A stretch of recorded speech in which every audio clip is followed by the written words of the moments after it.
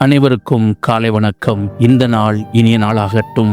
நமது தேவன் யார்? தகுதியற்ற நமக்கு அவர் தந்துள்ள பெரு மதிப்பு என்ன என்பதையெல்லாம் உணர மறக்கும்போதுதான் நமது வாழ்வில் பலத்த சறுக்கல்கள் நேரிடுகின்றன. கடந்து போன சம்பவங்களை உண்மைத்துவத்துடன் சிந்தித்து பார்த்தால் இது விளங்கும். அன்று இஸ்ரவேல் ஜனம் பெருத்த ஜாதி என்றோ பலத்த ஜாதி என்றோ அல்லாமல் தமது சுத்த கிருபையினாலேயே அவர்களை தமது ஜனமாக கர்த்தர் தெரிந்தெடுத்திருந்தார். உபாகமம் 7:6-8 வரை பல தடவைகள் கர்த்தருக்கு விரோதமாக அவர்கள் திரும்பிய போதும் தள்ளிவிடாமல் அவரை தொழுது கொண்ட போதெல்லாம் அவர்களுக்கு சமீபமாக நின்று அவர்களை நடத்தினார். இப்படி ஒரு ஜாதி ஜனம் உண்டோ என்று மோசே அவர்களிடம் கேட்கிறார். மேலும் நீதியுள்ள கட்டளைகளையும் நியாயங்களையும் பெற்றிருக்கிற வேறே பெரிய ஜாதியும் எது என்றும் மோசே சவால் விடுகிறார். அன்றைய இஸ்ரவேலுக்கும் இன்றைய நமக்கும் உள்ள வேறுபாடு என்ன? அவர்கள் அன்று ஒரு ஆட்டுக்குட்டியின் இரத்தத்தின் பலனாக எகிப்திலிருந்து மீட்கப்பட்டு பகலிலும் இரவிலும் வனாந்தரத்தில் வழிநடத்தப்பட்டு கீழ்ப்படியாமையின் சிச்சைகளை எல்லாம் கடந்து வந்தும் புறப்பட்டவர்களில் இருவரை தவிர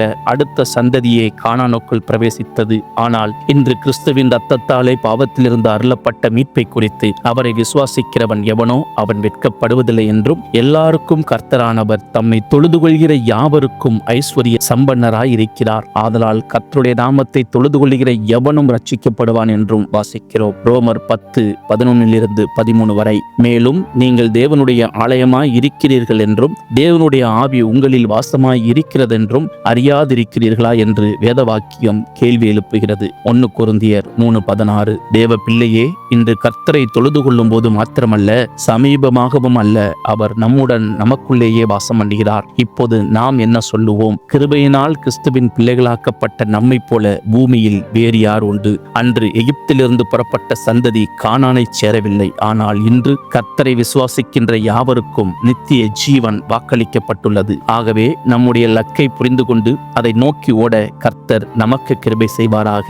ஆம், இதை கேட்டுக்கொண்டிருக்கிற சகோதர சகோதரிகளே, கானானுக்குள், அதாவது பரலோகத்திற்குள் நுழைய கர்த்தராகிய இயேசு கிறிஸ்து ஒருவரே வழியாயிருக்கிறார். அவரை ஏற்றுக்கொண்டோமானால் பாவ மன்னிப்பை பெற்றுக்கொண்டு நம்முடைய சந்ததி ஆசீர்வதிக்கப்படும் என்பதில் எந்த சந்தேகமும் இல்லை. இதைத்தான் பரிசுத்த வேதாகமம் நமக்கு சமீபமாய் இருக்கிறது போல தேவனை இவ்வளவு சமீபமாய் பெற்றிருக்கிற வேறே பெரிய ஜாதி எது என்று உபாகமம் 4:7 சொல்லுகிறது. அன்பின் தேவனே, உலக ரீதியாக நாங்கள் எந்த நிலையில் இருந்தாலும் உம்முடைய பார்வையில் நாங்கள் யார் என்பதை உணர்ந்து உமக்கு மகிமை செலுத்தி உம்முடைய இருதயத்துக்கு ஏற்றவர்களாக வாழ எங்களுக்கு கிருபை தாரும். கர்த்தராகிய இயேசு கிறிஸ்து தாமே உங்களை ஆசீர்வதிப்பாராக.